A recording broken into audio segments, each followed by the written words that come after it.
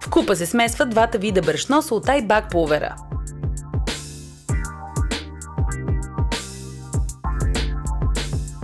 В друга купа се разбиват олиото, прясното мляко, яйцето и горчицата.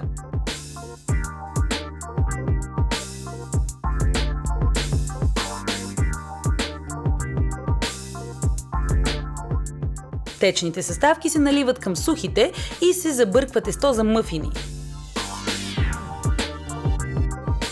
Кренвиршите се режат напречно на 4 парчета. В дупките на тава за мъфини се поставят хартиени формички за мъфини. Във всяка се слага парче кренвирш и от тестото.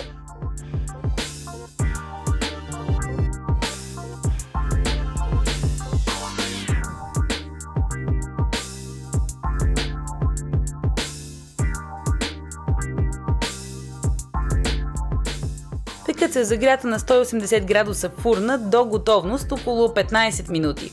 По желание се поднасят с кетчуп или лют сос.